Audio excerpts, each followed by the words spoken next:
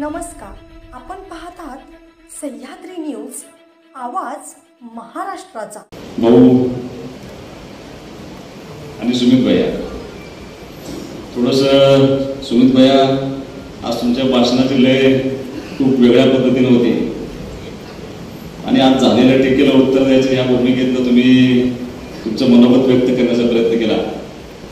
पण मला असं वाटतंय, ज्या अर्थी एवढ्या खालच्या पातळीवरती जाऊन टीका चालू आहे त्या अर्थी निकाल स्पष्ट झाले असं म्हणायला काही हरकत नाही।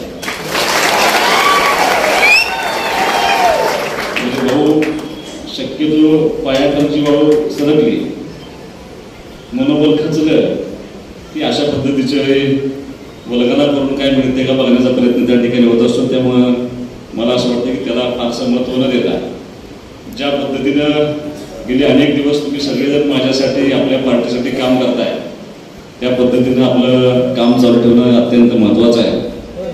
आज टीका टिप्पणी होत असताना अनेक वक्त्यांनी भाऊंच्यावरती, म्हणजे शक्यतो भाऊ संस्कृती आहे की गेलेल्या माणसावरती कोणी बोलू नये अशी आपल्यामध्ये एक प्रघात आहे। पण दुर्दैवानं 8 महिने झाले भाऊंना जाऊन, पण ते 8 महिने झाले तरी सुद्धा आज दुर्दैवानं अनिल भाऊंच्यावरतीच टीका केली जाते। जरी वेदना होत असल्या तरी सुद्धा आम्ही थोडं पाठीमागे टाकून बापू काम करण्याची भूमिका घेऊन त्या ठिकाणी प्रयत्न करतोय। आणि मग टेंबू योजनेचं पाणी आलं म्हणून काय झालं, असं काय तुम्ही मोठं काम केलं असं ज्यावेळेला टीका होत असते त्यावेळेला टेंबू योजनेचं पाणी आल्यानंतर काय होतं त्याचं उत्तर हे पाकिट आहे।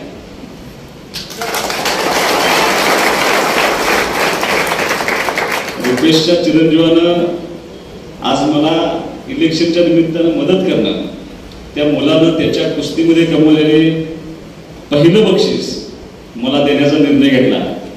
त्याच्या वडिलांच्या शेतीमध्ये झालेला बदल आणि पाणी आल्यामुळं त्याच्या शेतीमध्ये आर्थिक उन्नतीमध्ये झालेला फरक आणि त्या 100 कोटी रुपेश पैलवाननं त्याचा मुलगा पैलवान करायचा निर्णय घेतला।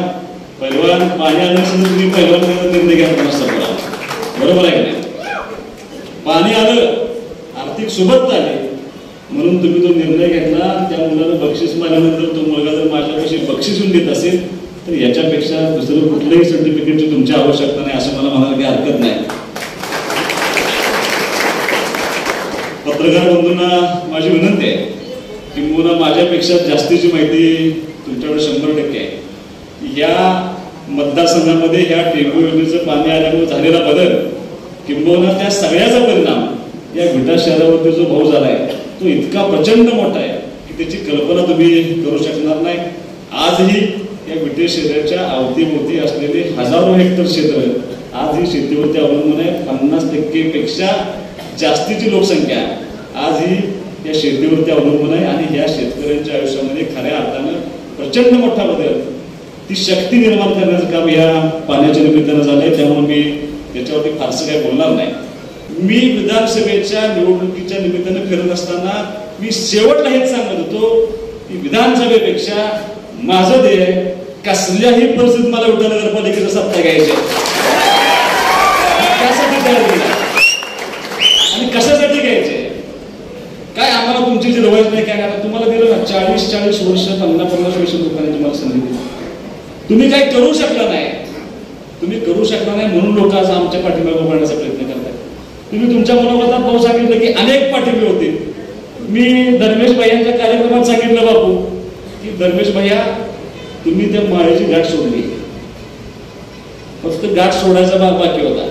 एक मोठी आता काय तुम्हाला सांगायचं, भाऊ म्हणते ते काय चुकीचं नाही, भाऊ कुणालाच तिकड राहायचं नाही, त्याला कारण आहे।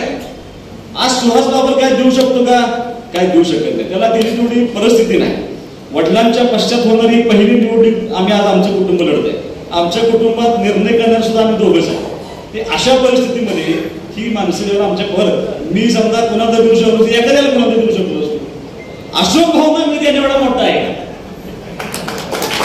काय बोलतो राजकारण कुठल्या थराला?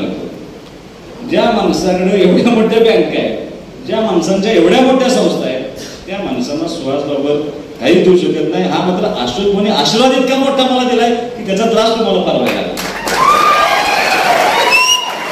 त्यामुळे दुर्दैविता तुमच्यामध्ये निर्माण व्हायला लागले. मला असं वाटतं की तुम्ही थोडं मनातून विचार करायला पाहिजे. कारण भाऊ त्यांनी टीका माझ्यावरती करू द्या, त्यांनी सुमित भाईंवरती टीका करू द्या, आम्ही ते स्वीकारू, अगदी खिलाडूवरती स्वीकारू. पण मला असं वाटतं की त्यांनी तुमच्यावरती काय बोलायला नाही पाहिजे, त्यांनी बापूंच्यावरती काय बोलायला नाही पाहिजे होतं. ज्या माणसांच्यामुळं 15 वर्ष सत्ता आपली नगरपालिकेची टिकून आहे, कधी ना कधीतरी त्या माणसाची मदत झाली. मदत केलेल्या माणसाची प्रार्थना कधी करायची नसती. ह्या मताचं मी कुटुंब, आमचं कुटुंब आहे आणि मी ते मानणारा छोटासा कार्यकर्ता आहे. मला असं वाटतं की तुम्ही त्या बाबतीत बोलायला नाही पाहिजे. तुम्ही बायांच्यावर बोलायला माझ्यावर बोला, आम्हाला काही फरक पडत नाही. पण चुकीच्या पद्धतीनं एवढ्या ज्येष्ठ माणसांना, भाऊ त्याला कारण पण असंच आहे, या माणसाचं धाडस होतं कसं? त्याला भाऊ आपण चुकलोय.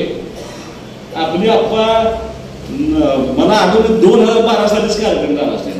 मी अनेक भाषणामध्ये सांगितले की तुम्ही ज्यावेळेला माझ्या कर्तृत्वावरती प्रश्नचिन्ह निर्माण करता, तुम्ही ज्यावेळेला भाषणामध्ये सांगता की काय तुझं कर्तृत्व म्हणून तू उभं राहिलास, वडिलांच्या सांगतीवरती उभं राहिलास, वडिलांचा वारसा सांगत फिरतोयस, असं माझ्यावरती आरोप केला. आता मी माझ्या वडिलांचाच वारसा सांगणार, मी माझ्या वडिलांचा सांगायला नाही, त्यांच्या वडिलांचा सांगायचं. आणि मला वाईट वाटत काही कारण नाही. पण माझ्या वडिलांनी इतकं प्रचंड काम केले, त्यांच्या वडिलांचा वारसा सांगणे माझी नैतिक जबाबदारी. आणि मी फक्त विचारांचा वारसा सांगत नाही, मी कर्तृत्वाचा वारसा सांगतोय. त्याला कारण असं आहे भाऊ, आज तिथं जाऊन भाषण करतात, माझ्या कर्तृत्वावरती प्रश्नचिन्ह उपस्थित करतात. ज्या मुलाच्या कर्तृत्वावर, ज्या उमेदवाराच्या कर्तृत्वावर तुम्ही प्रश्नचिन्ह उपस्थित करता, त्याच मुलानं तुम्ही नेतृत्व करत असलेल्या शहराला पाणी मिळत नाही म्हणून 87 कोटी रुपये मीच दिले त्यांना पाणीपट्टीवर. त्या गावातलं बस स्टँड चांगलं व्हावं म्हणून 15 कोटी मीच दिले. त्या गावातले रस्ते चांगले असावेत, कारण तुमच्या हयातीत कधी रस्ते तुम्हाला जमले नाही. उड्यातल्या 70% लोकांना सायनसचा त्रास आहे धुळीमुळे होता. आणि तुम्ही ज्या मुलाला करतो त्याचा प्रश्नचिन्ह उपस्थित करता, त्याच मुलांना तुम्हाला रस्त्याला 100 कोटी रुपये दिले. तीच मुलं काम करतात. तुमच्या गावात अडलेल्या नडलेल्या प्रत्येक माणसाच्या पाठीमागं आज आम्ही सगळे उभा राहतोय. तुम्ही जिथं जिथं अडवताय तिथं तिथं आम्ही वाट मोकळी करून देऊन त्या लोकांना मदत करण्याची भूमिका घेऊन काम करण्याचा प्रयत्न करतो. आणि जेव्हा तुम्ही माझ्यावरती आरोप करताय की तू वडिलांचा वारसा सांगतोयस, माझ्या वडिलांना जाऊन भाऊ 8च महिने झाले. हनुमंतराव पाटील साहेबांना किती वर्ष झाले जाऊन, आणि सदाभाऊ सांगून द्या ना त्यांचा वारसा, मला काही तक्रार नाही. त्या माणसाचं कर्तृत्व तेवढं होतं. साहेबांच्या बाबतीत मी बोलण्यासारखं नाही, त्यांचं कर्तृत्व होतच, तक्राराचं काही कारण नाही. सदाभाऊ सांगून एक वारसा, तुम्ही कशाला सांगताय आमच्या आजोबांचा वारसा? तुमच्या कर्तृत्वावर प्रश्नचिन्ह निर्माण होते. कारण ज्या ज्या वेळेला तुम्ही माझ्यावर आरोप करताय, भाऊ 2019च्या विधानसभेच्या निवडणुकीनंतर आम्ही सगळे एका तालावर होतो. तुम्ही महाविकास आघाडी सरकार आलं, तुम्ही सत्तेत होता, तुम्हाला कोणी अडवलं होतं काम करायला नाही. 2022 साली सरकार बदललं, महायुतीचं सरकार आलं, तुम्ही टांगून उडी मारला. जाहीर वाटण्यात सांगायला की आमचा नेता अजित दादा, आमचे नेते असे, आमचे नेते मुख्यमंत्री, आम्हीच सगळे पैसे देते. मग त्यावेळेला तुम्ही महायुतीच्या सरकारमध्ये सामील झाला आणि दुर्दैवाने माझे वडील गेले. वडील होते तोपर्यंत ठीक होतं, वडील माझे काम करत होते. ह्या 8 महिन्यामध्ये आपण दोघं एका तालावरच होतो. तेही आमदार नव्हते, आम्हीही आमदार नव्हतो. तेही सत्तेत होते, आम्हीही सत्तेत नव्हतो. मी 1350 कोटी आणले, तुम्ही 1 रुपयात आणला का मला सांगा. आता कुणाचं कर्तृत्व काढायचं आणि कशासाठी काढायचं? मी मंत्रालयात जात असताना मी माझा भाऊ जायचो, आम्हाला कोणाच्या आधाराची गरज नव्हती, आम्हाला काही लाग वाटच करणार होतं. प्रसंगी पहिल्यांदा अपमान पण झाला, आम्ही तो स्वीकारला ना. वडील गेल्यानंतर आपल्या हातामध्ये कसलंच पत्र नाही. सुहास बाबू भाऊ तिथे आमदार एकमेकांना लढतात, कोण ओळखते नंतर. पण ते घेऊन जबाबदारी ह्या मतदारसंघातल्या लोकांना, त्या विटा शहरातल्या लोकांना, आम जनतेला आपला आमदार नाही, ह्या कार्यकर्त्यांना आपला आमदार नाही, भाऊ नाही, ती जाणीव न होऊन देण्याचं काम ह्या 8 महिन्यामध्ये केलंय. तुम्ही स्वतःला संघर्ष केलाय, मंत्रालयात फिरलोय, कामं मंजूर करून घेतले. हे एकदा कोणताच एकटा आला, परत प्रत्येक वेळेला वडिलांना घेऊन आलाय. प्रत्येक वेळेला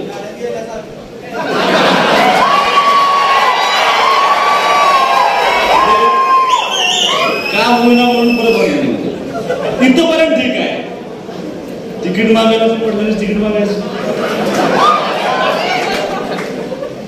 तिकीट मागताना वडिलांनी तिकीट मागायचं. वडिलांना विनंत्या कराव्या लागल्या, तुम्ही माझ्या पद्धतीने उपस्थित करता. एवढंच काय, पण तुमचा अर्ज भरल्यानंतर डमी अर्ज तुमचा वडिलांचा अर्ज भरावा लागतो. तुम्ही माझ्या पद्धतीने उपस्थित करता. मला असं वाटतंय की तुम्ही हे सगळं सांगितलं तरी माझ्या दृष्टीनं लोकांना ह्या गोष्टी आता पटण्यासारख्या नाहीत. तुम्ही आता ह्यातनं बाहेर पडलं पाहिजे. जर इलेक्शनमध्ये तुम्हाला कष्ट वाटत असतील किंवा शेवटी कष्टाचं काम आम्ही झोपतच नाही, थोडं फिरलं पाहिजे. आणि मला माझे वडील नाही, भाऊ वडील तर असते, कधीच मेंटेन करून टाकले तुम्ही यांची. आणि कारण नसताना चुकीच्या बातम्या पसरायचं, घर तोडतोय म्हणून सांगायचं सुहास बाबू. बघा व्यासपीठ तोडलंय का जोडलंय घर, तुम्ही उत्तर द्या मला. आणि तोडायचंच घर असतं. तुमच्या घरात सुद्धा मी आगमन शकलो असतो. तुमच्या घरात त्यांनी जेव्हा आमच्यावर बैठक केली त्या दिवशी मला अनिल भाऊनी सांगितलं होतं, दादा आठवतंय बघा त्यांच्या घरात लक्ष घालायला नाही, त्यांचं त्यांना काय करायचं. हा अनिल भाऊंचा आम्हाला सल्ला होता आणि ती भूमिका घेऊन काम करण्याचा प्रयत्न केला. तुमच्या भावाला सुद्धा मदत करताना मी त्या दिवशी पण बातम्यात सांगितले की त्यांनी येऊन सांगावं की मी एकदा म्हणलो आता आम्हाला मदत करायला लागते. ती भूमिकाच नाही आमची.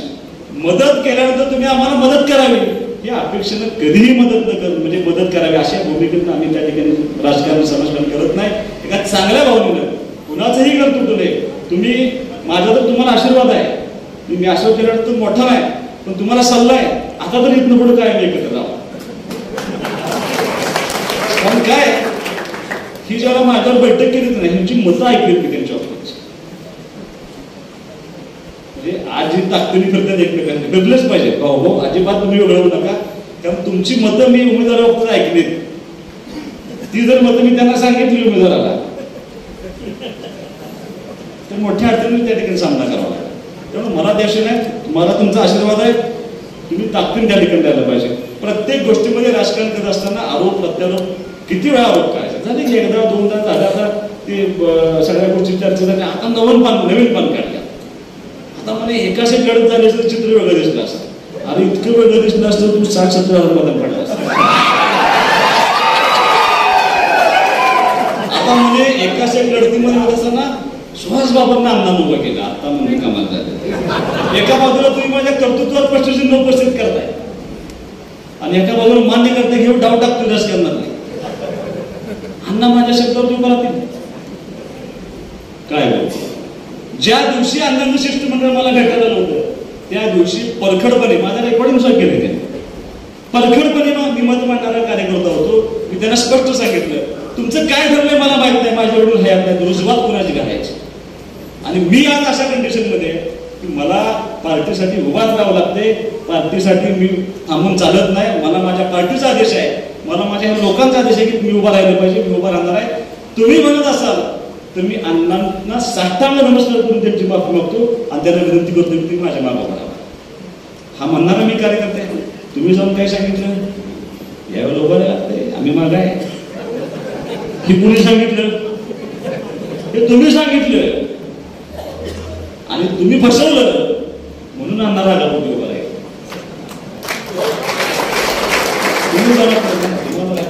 तुम्हाला एवढं वाटतं सारखं जाऊन तुम्हाला लागतं अण्णा राहिले उभा.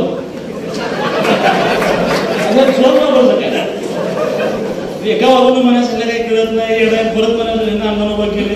असं कसं चालू राजकारण? एक काय ते धोरण ठेवून राजकारण केलं पाहिजे. मुळात भाऊ दुर्दैवानं त्यांच्यावर अशी परिस्थिती आहे, कुठल्याही गावात गेलं सांगायचं काय हा प्रश्न आहे. भाऊ आज अडचणची मुलं आले, अडचण आहे. सरपंच किती कोटीचं काम तुमच्या गावात झाले? 50 कोटीचं. उठून सांगा गावात लोकांना. भाऊ असं कुठल्याही गावात जाऊ द्या. मी पत्रकार बोलताना माझ्यामध्ये मी रुजवात करतो. आता रेकॉर्डिंग आहे म्हणजे भाषण ऐकतेच कमी, रेकॉर्डिंग जास्त करते माणसं. त्यामुळे मी खोटं बोलायला ठरवले. समोर सांगतो, गावातला एखादा नेता बसला असेल, गावातला सरपंच बसला असेल त्यांना विचारतो सांगा तुमच्या गावात किती काम आहे. छोट्यातलं छोटं गाव सांगतं भाऊ की 5 कोटी आले, 4 कोटी आले, कोण 7 कोटी, कोण 10 कोटी. सरपंच म्हणले 50 कोटी. हे 50 कोटी ह्या 4 वर्षातले प्राईज आहे. 90% काढलं तर फार मोठी अडचण तुमची होईल. त्यामुळे त्यांची अडचण अशी सांगायची त्यातून काय सांगायचं. स्वच्छतेत पहिला नंबर आणला,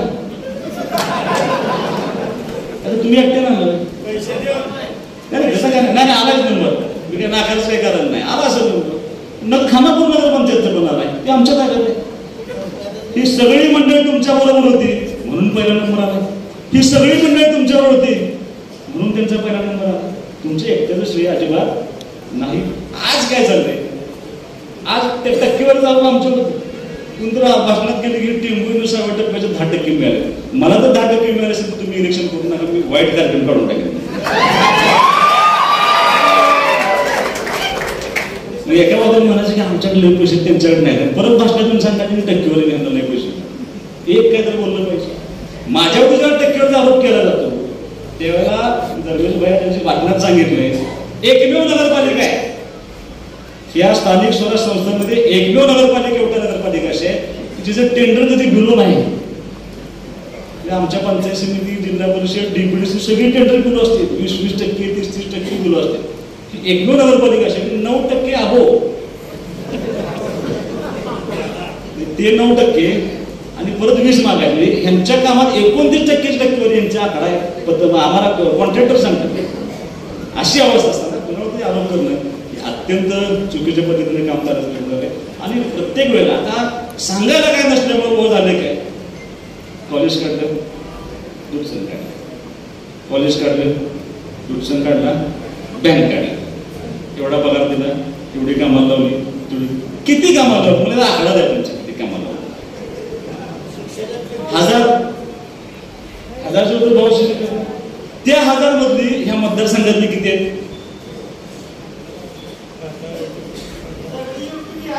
500.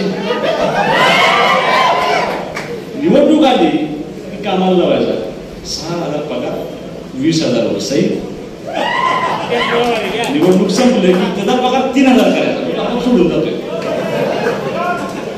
अशा लोकांनी मनोगत व्यक्त केले का आमच्या बैठकीने, ती मुलं समोरून सांगतात की अशा पद्धतीने काम करतात. आणि मला असं वाटतं की ह्या शहराचा, ह्या मतदारसंघाचा विकास होत असताना एका कॉलेजमुळे, एका दूध संघामुळे, एका बँकेमुळे झालाय का. अशोक भाऊंची खूप मोठी बँक आहे. मला असं वाटतं की ह्या मतदारसंघाचा सगळ्यात चांगला दूध संघ त्यांचा आहे. आमच्या शेंद्रीचा दूध संघ सगळ्यात चांगला आहे, अत्यंत चांगल्या पद्धतीने चालू आहे. अमरसिंह देशमुखांचा दूध संघ अत्यंत चांगल्या पद्धतीने चालू आहे. अशोक भाऊंची बँक चालू आहे. उद्या मर्चंट बँक आमची मोठ्या प्रमाणात चालू आहे. तुम्ही ज्या पतसंस्थेचे कौतुक करता, व्यासपीठावरच्या 10 मंडळींच्या पतसंस्था आहेत. एका तुमच्या संस्थेत चालू होतं ना. तुमचं जे कॉलेज आहे, माझं आहे ना छोटं, माझ्या वडिलांना मला जे संस्था, भाऊ मी तुम्हाला आज भाऊ नाही तर तुम्हाला सांगायला लागतं, हे ज्या संस्था आहेत म्हणजे तुमच्या वडिलांचं कर्तृत्व आहे. माझं एक बारकाईबंदी मी केले, माझं कर्तृत्व. माझ्या वडिलांनी संस्कार देताना मला असे दिले, तुम्ही ज्या वेळेला पैसे मिळत तुमची शिक्षण संस्था काढली ना, त्याच वेळेला ह्या सुभाषबाबांना कन्या महाविद्यालय काढलं. म्हणजे ह्या मतदारसंघातल्या सामान्य कुटुंबातल्या मुलींना, कारण त्याला ट्रेंड होता 2002-03 साली 12वी झाली की लग्न करून टाकायचं. त्या मुली भाऊ शिकले आपल्या कॉलेजला, कित्येक मुलींना मी मोफत पास दिले. आजही तुम्ही आमच्या कॉलेजमध्ये गेला तर किती तर मुलं असे फीस देत नाहीत, आम्ही म्हणतो जाऊ दे, कुठे पैसे मागा. आणि भाऊ तुम्हाला माझा आव्हान आहे, सगळ्यांना विरोधकांना माझं आव्हान आहे, तुम्ही माझ्याकडे 100 स्टाफ असू द्या, तुम्ही त्यांना बोलवून घ्या, जेवढा पगार देतो तेवढा विषय असतो, कमी असू द्या, आणि एक शिक्षक मला दाखवा की ज्याला मी सांगितलंय स्टेटस माझाच ठेवायचा, लगेच कमेंट करायची. त्यांच्यातल्या एका शिक्षकाने मला त्यांचं स्क्रीनशॉट पाठवलाय, त्यांचं जे अकाउंट आहे व्हॉट्सअपचं, त्या अकाउंटला मेसेज येतो, ताबडतोब कमेंट करा, अशी अशी कमेंट करायची आहे. लगेच 5 नंतर मेसेज आहे, कमेंट चालू करा, ऑब्झर्वेशन चालू आहे, सिरियसली घ्या. आणि शेवटचा मेसेज आहे, अन्यथा पगार कट केला जाईल. 10 वर्ष आमदारकी मिळाली, 40-40 वर्ष नगरपालिका मिळाली, तुम्हाला कार्यकर्ते तयार करता आले नाही. आज एक व्हिडिओ करतोय, प्राचार्य फिरतायत फार्मसी कॉलेजचे प्रचार करतात, कशासाठी, कोणावर कर्तृत्वाचा आरोप करतात. काय गरज नाही. निवडणुकीमध्ये मला असं वाटतं केलंय काय हे सांगायला पाहिजे आणि करणारं काय हे सांगायला पाहिजे. आता मोठ्या आवाजात सांगतात एमएनसी झाल्या पाहिजे, एमएनसी झाल्या पाहिजे, एमएनसी झालं असं असतं का? एमएनसी येतात का? मल्टीनॅशनल कंपनी झाल्या पाहिजे म्हणायला सोपं आहे ना. तुमचे हात कुणी धरले होते 19 पासून. तुम्ही जेव्हा सत्तेत होता, तुम्ही जेव्हा अजितदादांचं नेतृत्व स्वीकारलं होतं, तुम्ही जेव्हा जयंत पाटील साहेबांचं नेतृत्व स्वीकारलं होतं, तुमचे हात कुणी धरले होते का? मल्टीनॅशनल कंपनी मग किती शहरात आहे? पुणे, मुंबई, बेंगलोर, चेन्नई. ह्या शहरामध्ये ह्या MIDC मध्ये मोठ्या कंपनी आल्या पाहिजे, MNC झाल्या पाहिजे. ह्याबद्दल माझं दुमत नाही ना, आल्याच पाहिजे. पण त्यासाठी जे बेसिक इन्फ्रास्ट्रक्चर लागतं ना, ती उभं करण्याचं काम अनिल म्हणून त्यांच्या पार्टीने केलं आहे. त्याला पाणी असेल, लाईट असेल. भाऊ विटा शहरात येणारे प्रत्येक रस्ते, काय अवस्था होती आपल्या रस्त्याची? हा रस्ता नॅशनल हायवे झाला. गडकरी साहेबांनी परवा एका नॅशनल हायवेचं भूमिपूजन केलं. एका तिसऱ्या नॅशनल हायवेला त्यांनी त्याला मान्यता देण्याचं अभिवचन देऊन डिसेंबर पासून काम चालू करणार आहे. 3 राष्ट्रीय महामार्ग येतात. ह्या शहराला जोडणारे सगळे रस्ते. तुम्ही जेव्हा आमदार होता त्यावेळेला विटा विजयगाव 3 मीटरचा होता. तुम्ही जेव्हा आमदार होता त्यावेळेला विटा साशिंगे 3 मीटरचा होता. तुम्ही जेव्हा आमदार होता त्यावेळेला विटा पारे 3 मीटरचा होता. तुम्ही जेव्हा आमदार होता त्यावेळेला विटा निवडी कसला रस्ता होता. तुम्ही जेव्हा आमदार होता विटा कुंडल रस्ता कसला होता. आणि जेव्हा महायुतीची सत्ता आली त्यावेळेला हे सगळे रस्ते इतके मोठ्या प्रमाणात झाले. म्हणजे खऱ्या अर्थानं लाईट, पाणी, रस्ते, दळणवळण ह्या बेसिक गोष्टी उभ्या राहिल्यानंतर इथून पुढच्या काळामध्ये आपण म्हणू शकतो ते पण MNCला नाही. भविष्यामध्ये महायुतीची सत्ता आली तर आपण त्यावेळेच्या सरकारला, मुख्यमंत्र्यांना, त्यावेळेच्या उद्योगमंत्र्यांना आपण म्हणू शकतो की आम्हाला आता कंपनी द्या, आमच्यात दळणवळण झाले, पाणी आले. कारण भाऊ सगळ्यात मोठी अडचण पाण्याची वेळेला चंदन आणि बेंगलोर झाली होती. त्यावेळेला सगळ्या MNCs बंद केल्या होत्या. का तर पाणी नाही. आणि तुम्ही म्हणताय काय केलं पाण्याला? असं नसतं. निश्चितपणे एक आराखडा आपल्या डोक्यामध्ये जेव्हा आपण बोलतो तेव्हा त्याच्या पाठीमागची पार्श्वभूमी आपल्याला माहित असणं हे अत्यंत महत्वाचं असतं. ते जबाबदारीने करावं लागतं. भाऊ माझं उलटं मत आहे. माझं मत आहे की ह्या विटा शहरामध्ये आज दोघांचाच पैसा, एक शेतकरी आणि दुसरं गलाई व्यवसाय का आमचा. ते सोनं चांदीवाले आमचे नसते तर ह्या विटा शहराला महत्वच प्राप्त झालं नसतं. पण भाऊ मागच्या 10-15 वर्षामध्ये दुर्दैवानं आमचे गलाई व्यवसाय, एक पलूसला जागा खरेदी करते, पलूस डेव्हलप व्हायला लागले, कडेगाव डेव्हलप व्हायला लागले, सांगली डेव्हलप व्हायला लागले, आमचे गलाई व्यवसाय पुण्याला चालले, मुंबईला चालले. घुटा पुढं नको म्हणते का? याला जबाबदार कोण आहे? जबाबदार तुम्ही नाही. आणि तुम्ही आहे का नाही याचं उदाहरण तुम्हाला सांगतो. दुकानदारांना तुम्ही आता फोन करताय, मग त्यांना या बघा आम्हाला सहकार्य करा. ते फोन ठेवलाय, त्याचे कमेंट जर ऐकले आता डोकं फिरून द्या तुमची. आणि परत उलटा मला फोन करते, ह्याच दिवसाची वाट बघत होतो बघा दुकानदारांना. त्यांना कोणी घालवलं आपल्यापासून? तुम्ही दुर्दैवाने गलाई व्यवसाय करा, तुम्ही हाकलून गेला आपल्या शहरात. काय चाललंय? माझं स्पष्ट मत आहे की आमचा मुख्य व्यवसाय गलायचा, त्यांना कुठं आधार दिला पाहिजे. आमचा मुख्य व्यवसाय पोल्ट्रीचा आहे. आमचा मुख्य व्यवसाय यंत्रमागाचा आहे. आज पोल्ट्रीवाल्यांची अवस्था काय? तुम्हाला तर माझ्या स्वतःची पोल्ट्री, ह्या पोल्ट्रीवाल्यांना आधी उभं केलं पाहिजे. त्यांना उभा करताना हा तेजीबंदीचा धंदा आहे. त्यामुळे बाबा रॉ मटेरियल परचेस करून स्टॉक करायला आपल्याला प्रोडक्ट्स पाहिजे. ज्या वेळेला नेट रेट ठरवतो अंड्याचा, कमी जास्त प्रमाणात होतो, ज्यावेळेला कमी असतो त्याला आमच्या अंडी आम्हाला स्टोरेज टाकता येईल पाहिजे. त्यासाठी स्टोरेज उभं करता आलं पाहिजे. सगळ्यात जास्त द्राक्ष उत्पादित करून एक्सपोर्ट करणारा आपला भाग आहे. त्यासाठी रेसिड्यू तपासणीची प्रयोगशाळा असते, ती तपासणी करणारी प्रयोगशाळा आपण उभा करायला पाहिजे. आमच्या किल्लार जनावरांचं आमचा आठवड्याचा पॅटर्न आहे, आपलं पेटंट आहे. त्या किल्लार जनावरांचं संगोपन व्हावं त्यासाठी तिथे केंद्र उभं करणं आवश्यक आहे. बहिर्जी नायकांनी तर शिवाजी महाराज शिल्पसृष्टी व्हावी म्हणून आम्ही प्रयत्न करतो. अहिल्याबाई होळकरांच्या नावाची शिल्पसृष्टी व्हावी म्हणून आम्ही प्रयत्न करतो. सुमित भैया अत्यंत चांगली मागणी केली तुम्ही. कुठली मागणी केली तुम्ही? नाट्यगृह व्हावं. मोठा मोठं काटपडी मोठं मोठा मोठं आहे. काय झालं नाही नाट्यगृह इथं? आपण जर आठवडीला नाट्यगृह करायला लागलो. गदी माडगुळकरांच्या नावानं 15 कोटी रुपयाचं आठवडी नाट्यगृह चालू आहे. एकदा जाऊन बघून या. असं नाट्यगृह कोल्हापुरात चालू आहे. इतकं सुंदर नाट्यगृह काम त्या ठिकाणी चालू आहे. ते नाट्यगृह भाऊंचं स्वप्न विटत होतं. आम्ही माहिती घ्यायला भाऊ जागाच नाही. जागा नसताना फक्त नाट्यगृह होऊ शकलं नाही आपल्या शहरात. आणि आज तुम्ही मागणी केली, तुम्हाला माझा शब्द आहे, विधानसभेची निवडणूक झाली की पहिलं काम आपल्या शहरामध्ये नाट्यगृहाचं काम त्या ठिकाणी चालू करणार. आता दुसरं कॅसेट आहे, मल्टी स्पेसिफिक हॉस्पिटल उभा करणार. कशासाठी? पैसे कमवायला. तुमच्यातला आणि आमच्यातला फरक तुम्हाला सांगतो. ज्या वेळेला कोविडचा काळ होता त्यावेळेला खानापूर पंचायत समिती आणि जिल्हा परिषदनं आपल्या PHCचं एक सेंटर उभा केलं. त्या सेंटरमध्ये 350 पेशंट असे होते,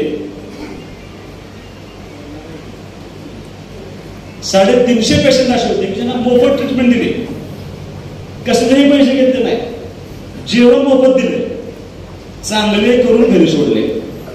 मिथून लगाडे आलाय का? आलाय का? तू पेशंट होतास तिथं, तुला सगळं फ्री मिळालंय, रुजवात घालून दिली पेशंट. तुम्ही पण काढलं होते कोविड सेंटर, बरोबर आहे ना? तुम्ही पण कोविड सेंटर काढलं होतं. तुम्हाला तहसीलदारांनी 12 लाखाचा दंड केला, जास्त पैसे घेतले. हा तुमच्यात आमच्यात फरक आहे. तुम्ही जेव्हा का सांगता, तुम्हाला सांगतो बहुतेक का सांगताय त्याला कारण आहे की आम्ही मल्टी स्पेशालिटी हॉस्पिटल उभा करणार. त्याला कारण आहे.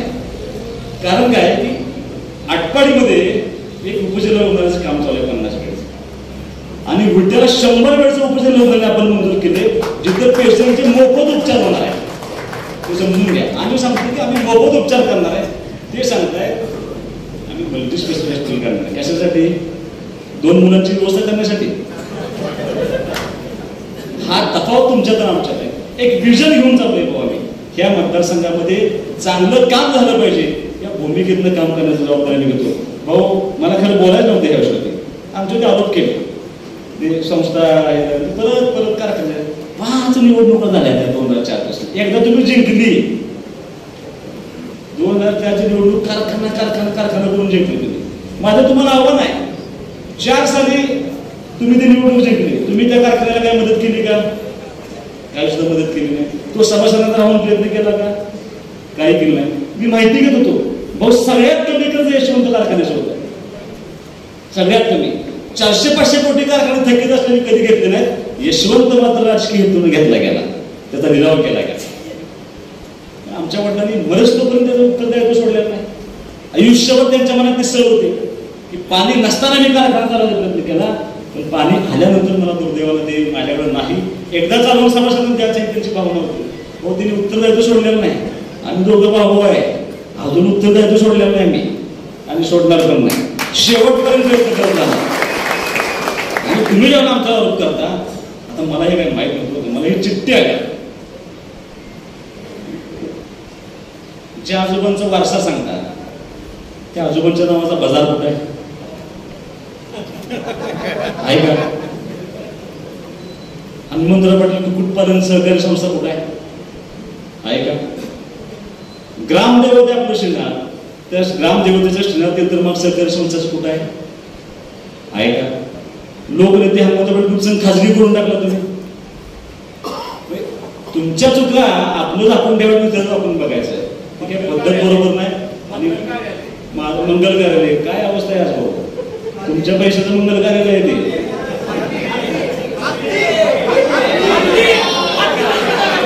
मी बोलत नाही, लोक बोलतात हे समजून घ्या. तुमच्या बाबतीमध्ये लोकांच्या या प्रतिक्रिया असतील. आणि भाऊ तुम्हाला मुद्दाम सांगतो, ज्या वेळेला आचारसंहिता लागण्यापूर्वी आम्ही कामांची यादी तयार करत होतो, मंत्रालयातून फोन आला की अर्जंट 10 कोटीची यादी द्या. सवयीप्रमाणे आम्ही बसलो. काही कुठल्या कार्यक्रमाला फोन केला, रस्ता गटर, रस्ता गटर, आणि हे सगळं करत असताना अचानक सांगोल्याच्या शहाजी बापूंची यादी पडली. आणि त्या यादीमध्ये असं लिहिलं होतं, प्रत्येक समाजने आहे 1 सभागृह, क्रीडांगण 3 कोटी, वाचनालय 2 कोटी. या सगळ्या गोष्टी बघितल्यानंतर मी शहाजी बापूंच्या गेला मंत्री आम्ही असेच पैसे देत म्हणलं, आमच्याकडे सगळं बऱ्यापैकी काम झालं. मला प्रश्न पडला, सांगोला मोठं का आपण मोठं? मी सीओना फोन केला. मी सीओने विचारले की तुम्ही जे हे सभागृह धरले, कारण आम्ही भाऊ काही सभागृह धरले होते काय देवस्थान आपल्या शहरात, ते जागा नगरपालिकेच्या नाहीत म्हणून ते परत थांबले तिथे का. मी त्यांना विचारलं, ह्या जागा जिथं जिथं ओपन स्पेस पडला आहे, मग ते सगळ्या जागा नगरपालिकेने ताब्यात देते आणि तिथं ते डेव्हलपमेंट चालू आहे. आपली काय अवस्था आहे? पैसे देते की ओपन स्पेस कॅन्सल. घर बांधायला. आता घर बांधायला मला असं वाटत होतं की सामान्य माणसांनाच फक्त पैसे वाटत रमेश भैया किंवा आज नवीनच प्रकार करायला आम्हाला. इतकी भयानक अवस्था आहे नगरपालिका असेल तर मला असं वाटतं की तुम्हाला तो नैतिक अधिकार नाही की तुम्ही आमच्या कोणावर तिथे टीका करावी. तुम्ही मला असं वाटतं माझं तुम्हाला आजही आव्हान आहे की तुम्ही या पुढच्या निवडणुकीच्या काळामध्ये काय केलं असेल तर ते सांगावं. काय करणार असेल माझी कॉपी तेवढी करू नका. मी जे फेसबुकवर टाकलं नाही लगेच वेळा नगरपालिकेतून फेसबुक टाकते. तुमचं तुम्ही करा की तुम्हाला काय कळतंय का? तुम्हाला काय ह्या मतदारसंघातून तुम्हाला काय वाटतंय का नाही? मी परवाशी एका वाक्यात सांगितलं की मला पर्यटन स्थळ विकसित करा. स्कोप आहे भाऊ. दरगोब आहे, आमचं जंगलोब आहे, सुळकाई मंदिर आहे, आमचं जकाई देवीचं मंदिर आहे, आमचं बांबुलगड आहे, आमचं सिद्धनाथाचं मंदिर आहे, त्याच्यानंतर आमचा पाची पांडव आहे. ह्या सगळ्या गोष्टी आहेत ना डेव्हलप करायला. मी प्लॅन केलाय. मी माझ्या डोक्यात म्हणतो मी फेसबुक टाकलं त्यांनी बाकी सांगितलं मी ते असंच करणार तसंच करणार तसं करणार. आता तुझं सांग की माझं बोलतोय. पाऱ्या तलावाला 10 कोटी रुपये आलेत पर्यटन म्हणून, उलट्या तलावाला 4 कोटी आलेत पर्यटन म्हणून की ते डेव्हलप व्हावे, चांगले व्हावे. ह्या भूमिका आपण त्याच्यामध्ये करण्याचा प्रयत्न करतोय. जाताना गंमत सांगतो. राजेवाडीचा तलाव हा कधी पाण्यानं भरत नाही. तो 2.25 TMCचा तलाव आहे. त्या तलावामध्ये जिए काटापूर आणि ओरमुटीचं पाणी जातं. मला काय शेतकऱ्यांचे फोन आले. मी देसाई साहेबांना भेटलो म्हणून साहेब काही करून शेतकऱ्यांच्या अडचणीला तुम्ही जिए काटापूर आणि ओरमुटीचं पाणी सोडा. त्यांनी कडक आदेश दिले. त्यांचं रेकॉर्डिंग आहे माझ्यापाशी. इतके कडक आदेश दिले. त्यांनी सांगितले की पाणी सोडायचं आणि रोज फोन करून सांगायचं कुठं पाणी आहे. रोज अधिकारी मला फोन करायचे भाई इथं पाणी आले, इथं पाणी आले, इतके दिवसात इथं येईल, इतके दिवस तिथं येईल. एका ठिकाणी कॅनल फोडावं लागलं. कॅनल फोडला. 1.25 महिना मी गॅसवरती होतो कारण आपण मोठं बोललो होतो पाणी आलं पाहिजे आणि म्हणून नुसतं पोचवू दे म्हणलं माझं काम होते म्हणजे. कारण मी शब्द दिलं लोकांना. पाणी पोचलं. पाणी पोचल्यानंतर समाधान झालं. पाणी भरायला सुरुवात झाली. कारण गेले 15 वर्ष झालं नुसतं जिए काटापूर आणि उरमुडीचं पाणी राजवाडीत सोडणार आहे चर्चा चालू आहे. ते पाणी सोडलं. पाणी थोडं वर आलं. 2 फूट आले मला समाधान झालं. 4 फूट 10 फूट 15 फूट झालं मी बघायला गेलो. अप्रतिम दृश्य. त्यावेळी फेसबुक टाकायचे की भरत नाही आता बंद करणार आहे. फीस टाकत होती भरत नाही आता बंद करणार आहे. भरला. ओव्हरफ्लो झाला तलाव. ह्याच्यामुळे नाही म्हणलं पावसानं भरला म्हणून. आता पाऊस कधी पडला? तिकडं पाऊस नाही म्हणून त्या जिए काटापूरचं पाणी सोडले. हे किती फेक सांगावं, किती चुकीच्या पद्धतीने सांगावं. मला असं वाटतं ही भूमिका आता लोक हुशार आहेत. ह्या मतदारसंघामध्ये ह्या निवडणुकीला सगळ्यात मोठी भूमिका कोण बजावणार आहे तर माझे तरुण मुलं या ठिकाणी भूमिका बजावणार आहेत. अत्यंत हुशार मुलं आहेत ती. त्यांना सुहास काही केलेलं नाही. काम दाखवून बोल. काम कोणाचं सर्वश्रेष्ठ आहे, कोण आमच्या संपर्कात आहे, कोण आमच्या अडचणीला लावले, कोण कुठल्या अपरात्री फोन करतात, कोण धावून येऊ शकतं. गंमत म्हणून आपण कोण असं फोन करतो. कोण काय नाही औषध तुझं बघायला फोन केला. आमची त्यांची पहिलं त्यांची कोणाची म्हणजे त्यांची पार्टी बसल्या त्यांच्या नेत्यानं फोन उचलला नाही म्हणून तुम्ही उचलता का बघायला फोन केला. आम्ही आपलं उचलतो. आम्ही म्हणतो ते काय अडचण आम्ही उचलतो. असं काम करण्याची भूमिका घेऊ. माझी तुम्हाला विनंती आहे की हे सगळं करत असताना जरी वातावरण चांगलं असलं तरी समोर बसलेल्या सगळ्या कार्यकर्त्यांना माझी विनंती आहे. भाऊ म्हणले ते अत्यंत बरोबर आहे की ते शेवटच्या 2 दिवसात खेळ करण्याचा प्रयत्न करतात. त्यांच्याकडे दुसरं कसलंही काम भांडवल राहिलं नाही. त्यांच्याकडे फक्त आता आपली मतं किंवा तुम्हाला काहीतरी पैसे देऊन मोडता येते का एवढंच बघायचं आहे. पण माझं तुम्हाला विनंती आहे स्वाभिमानानं तुम्हाला लोकांना सांगायला पाहिजे की आता तुमची गरज आहे. सुहास बाबूच्या पाठीमागे त्या कुटुंबाच्या पाठीमागे उभा राहा. या मतदारसंघाच्या दृष्टीनं जे जे करणं अपेक्षित आहे ते करण्याचं अभिवचन घेऊन आज सुहास बाबू तुमच्या पुढे येतोय. भाऊ तुमच्या सगळं कुटुंबाचं मी मनापासून शेवटी कारण मी तुम्हाला परवा सांगितलं भाऊ की अनिल भाऊ असते आणि तुम्ही पाठिंबा दिला असता त्यांना महत्व नव्हतं. आज अनिल भाऊ नाही, त्या कुटुंबाचा कर्ता पुरुष नाही, त्या पार्टीचा प्रमुख नाही आणि ते कुटुंब अडचणीत आहे म्हणून तुम्ही आमच्या पाठीमागे आलाय. हे आमच्या कुटुंबावरती उपकार आहेत. त्या उपकारासाठी निश्चितपणे सुहास बाबू तुम्हाला अपेक्षित काम हे 100% करेल. फक्त तुम्हाला एक माझी विनंती आहे नगरपालिका जर भाऊ घ्यायची असेल आणि तुमच्या एवढं जे बोलतात नाही तोंड जर बंद करण्याचा एक पर्याय आहे. मला 2002चे अशोक भाऊ पाहिजे.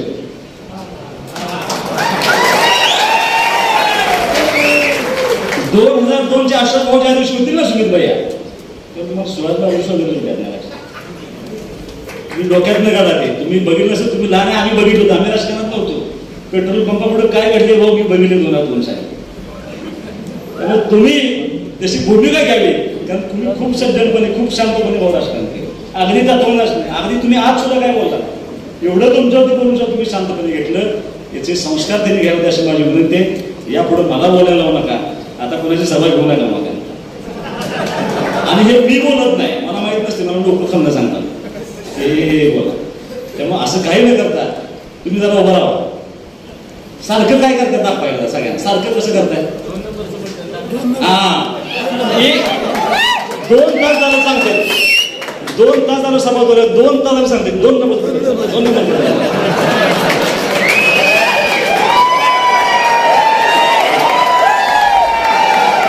आपलं चिन्ह 2 नंबर नाही, धनुष्यबाण आपलं चिन्ह आहे. आपली जबाबदारी आहे इथून पुढच्या 8-10 दिवसाच्या काळामध्ये लोकांपर्यंत आपलं चिन्ह पोहोचवायचं आहे आणि जास्तीत जास्त मतांना विजय करा अशी अपेक्षा थांबतो. जय जय महाराष्ट्र.